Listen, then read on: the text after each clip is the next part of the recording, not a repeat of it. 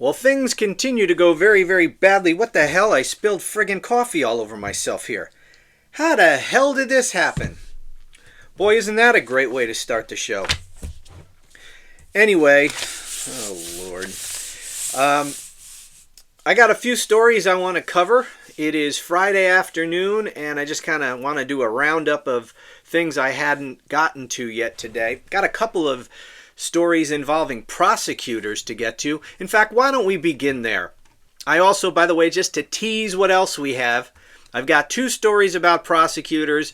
I got the orange buffoon melting down on Truth Social, and I've got our drunken former Weekend Fox News host acting like a jackass as he is wont to do. Anyway, let's begin with the first prosecutor story. This one I wasn't expecting today. Can you see that? Yeah, okay, that should be working. This is from ABC News. New prosecutor chosen in Georgia 2020 election interference case against Trump and others. This is the case brought by Fani Willis in Georgia. You know, Trump tried to, as part of his attempt to steal the 2020 election, you know, when you vote in a presidential elections are determined by the states, right? The Electoral College. So you can't just overturn the whole election all at once. You have to flip these various state results. And so one of the states that he tried desperately to steal, to flip the results of, was Georgia. Because you probably figured, hey, Georgia's all Republicans, and it's got a Republican governor and a Republican Secretary of State. I should be able to lean on them and flip that state. And so we got that famous phone call to Brad Raffensperger where Trump said, just find me 11,000 whatever number of votes. That's all I need. Just find me those votes and I win the state. And of course it didn't work. Brad Raffensperger was actually a man of integrity, and he basically told Trump to go fuck himself. So he was not successful. What he was successful in doing in Georgia was getting his orange ass indicted. Unfortunately, he was indicted by Fani Willis, who proceeded to screw the whole case up by sleeping with the special prosecutor she appointed to handle the case. You'll recall that. Anyway, when that came out, Trump and the others filed a motion to have her disqualified, and on that basis to try to get the case dismissed. There was a lengthy hearing, and long story short, the appellate court removed Fani Willis. I think Wade was removed by the trial judge, if I recall correctly. Whatever. The net result is Fani Willis and her whole team were removed from the case. And this thing has just been laying out there in limbo. I've not expected, my expectation all along has been, once Trump was reelected, that this case would just be dismissed, especially since the courts removed Fani Willis from the case. And look, if this case proceeds to actually, what am I doing? Let me just get to the damn story and then we'll talk about it. How about that? Okay, so this is the story in ABC News. I've had a hell of a day, by the way, so just bear with me. Okay, a new prosecutor has been selected to take over the Fulton County, Georgia election interference case against President Donald Trump and others after District Attorney Fani Willis's disqualification. In a statement on Friday, the director of the agency tasked with finding the replacement said he had chosen someone new, himself. Pete Shandalakis, the executive director of the Prosecuting Attorneys Council of Georgia, said he chose himself to take over the case after he was unable to find someone else to accept the job. Quote, several prosecutors were contacted, and while all were respectful and professional, each declined the appointment, he said in a statement. The decision to assume responsibility for this matter was reached only after careful and deliberate consideration. Fulton County Judge Scott McAfee, the judge overseeing the case, has scheduled a status pretrial hearing on December 1st in Atlanta, at which McAfee said the state should be prepared to announce whether it intends to seek a superseding indictment. Let me read a little bit more here. Shandalakis was facing a November 14th deadline to appoint someone new, or the case would face dismissal, according to an order from Judge McAfee. Shandalakis said he did not believe McAfee dismissing the case because of the missed deadline would be the right course of action. In a statement, Trump's attorney in the case, Steve Sadow, I don't give a shit how you pronounce it, said, "This politically charged prosecution has come to an end. We remain confident that a fair and impartial review will lead to a dismissal of the case against President Trump."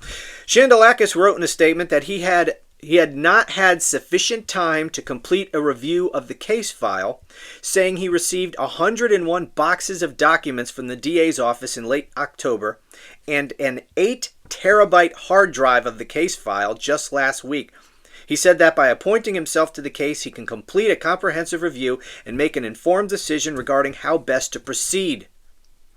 "My only objection is to ensure that this case is handled properly, fairly, and with full transparency, discharging my duties without fear, favor, or affection."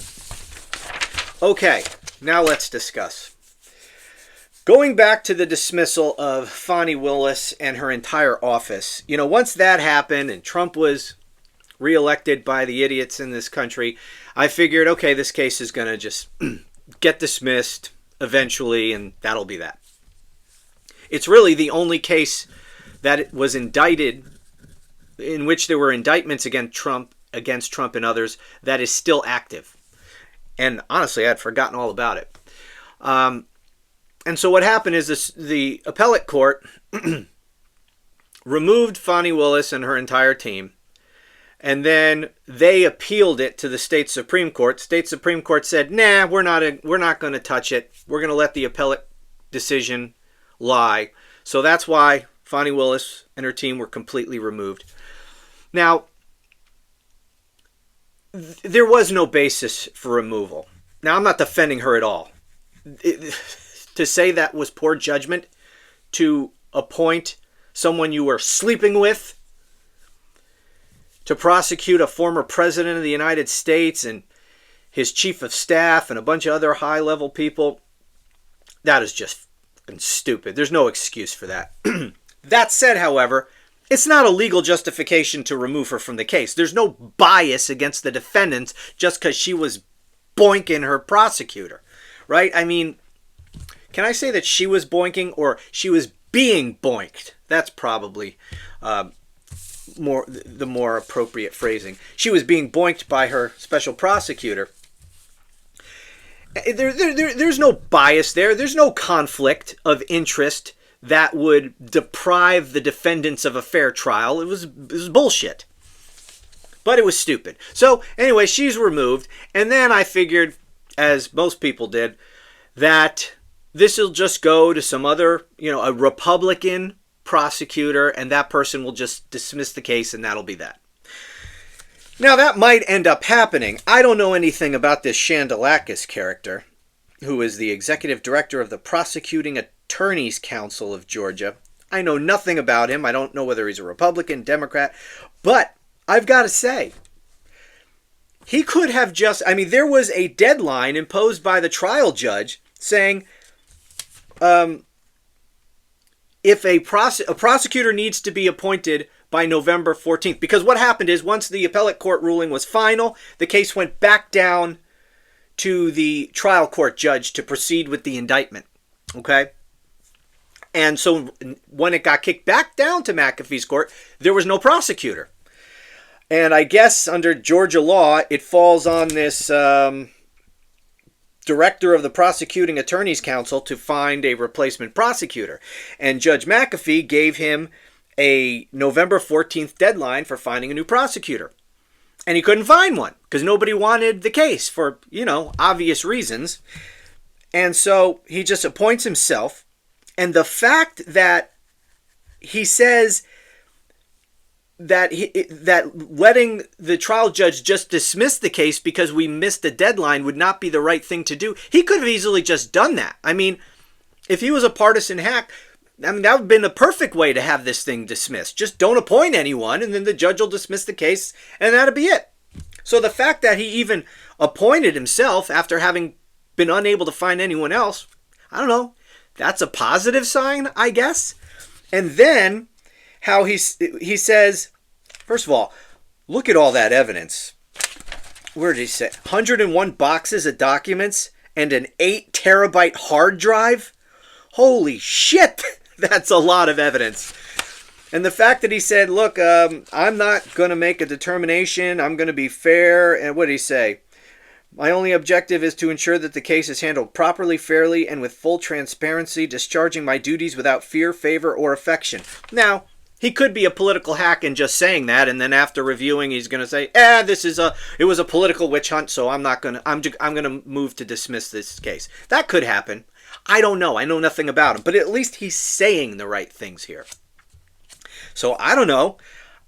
I never had any hope for this case being revived and actually going anywhere, but I don't know. I guess now I have a little bit of hope. I mean, fingers crossed. What the hell else can we do?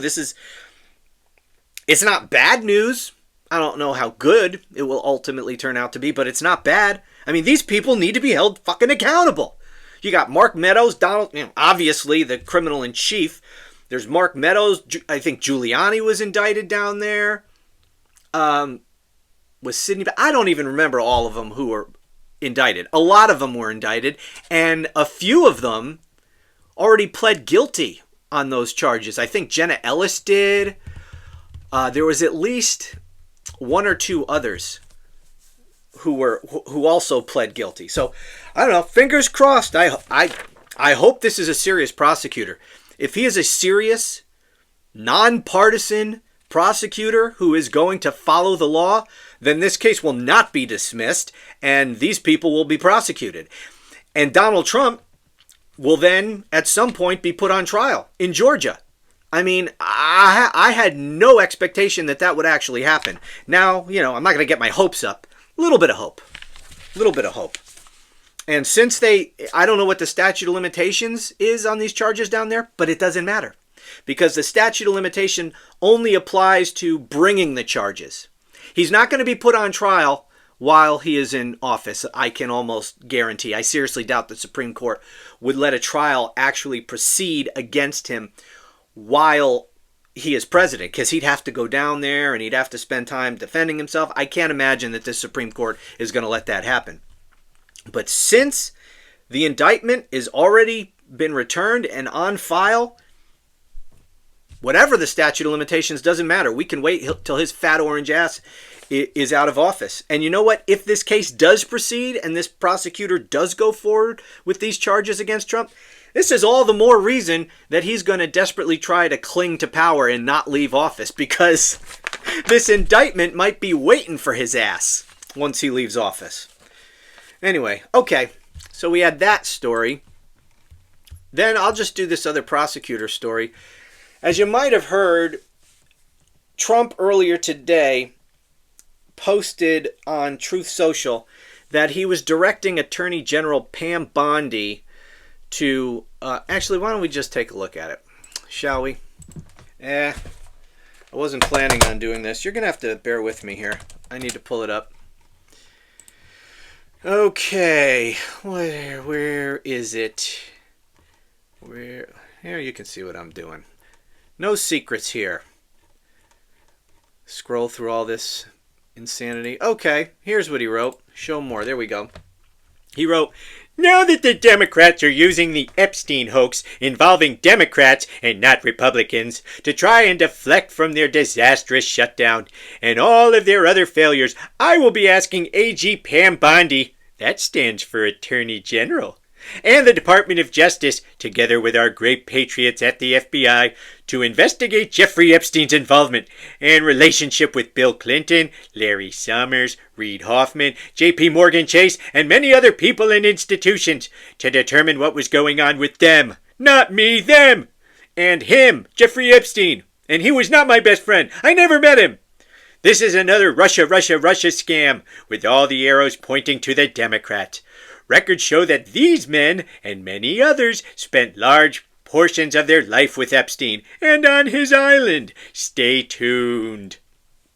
So that's what he posted earlier today. And then just a little while ago, we learned that Pam Bondi has in fact appointed a prosecutor to go after Bill Clinton and others. And that prosecutor is the U.S. Attorney for the Southern District of New York, a man by the name of, what the hell is his name? Bill Clayton. So there you go. We're going to have a criminal investigation into Bill Clinton and other people to distract from Donald Trump. It's not going to work. I mean, and by the way, I don't give a fuck. Investigate whoever. If whoever committed any crimes related to this should be prosecuted. I don't know if any of these people did anything wrong at all, but this is not going to save Donald Trump. This is not going to absolve Donald Trump. This is not going to distract us from Donald Trump. He may think so, but it ain't going to work. Okay, so we had that. And then, to show what a friggin' joke of a banana republic this is, here is a former drunken Fox News weekend host who is now the Secretary of Defense, who is pretending to be the Secretary of War, a position that does not exist in our government. He posted video of him putting up a plaque outside of, the Pentagon here that says Department of War. So let's take a look at that. Here he is right there, screwing it in himself. Because we're supposed to believe that he put this up himself.